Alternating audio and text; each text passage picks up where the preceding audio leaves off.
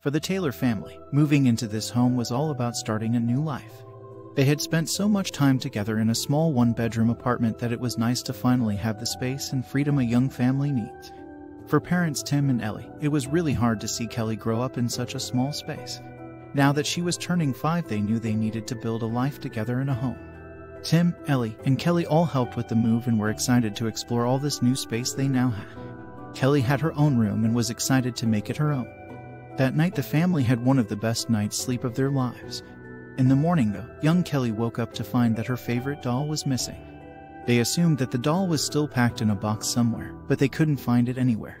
A few days after the doll went missing, they began to notice strange noises coming from their attic. They figured it was just their old house settling.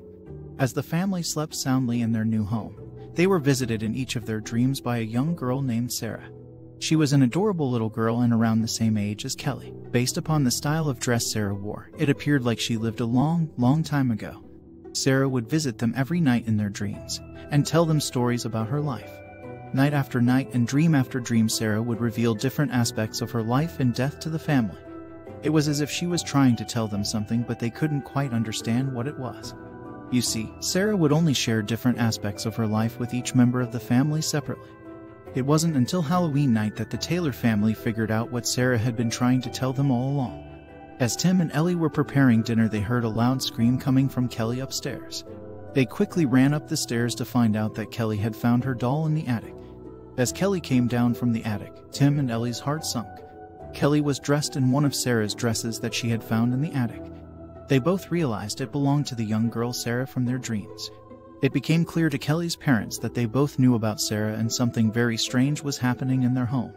Kelly broke her parents' shock and silence by commenting that she looked just like Sarah with this dress on. As the family sat at the kitchen table, they pieced together Sarah's life and death. Sarah had been accidentally killed by her brother while they were playing in a tree in their backyard. He had been pretending to push her, but he took it too far and Sarah accidentally lost her footing.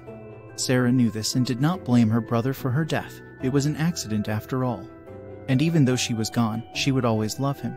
The brother had blamed Sarah's death on their next-door neighbor, Jim Stevens. Even though Jim was a decent man, he was hanged from that very same tree that Sarah fell from within a couple days of her death. The townsfolk all believed that Jim had killed Sarah, and his name was forever tarnished both in life and death. As the family made their way out to their backyard, they could see the spirits of both Sarah and Jim under the tree. The Taylors could tell that both Sarah and Jim were relieved that someone finally knew the truth about what happened that tragic day. And now Sarah and Jim could move on from our realm and on to the next.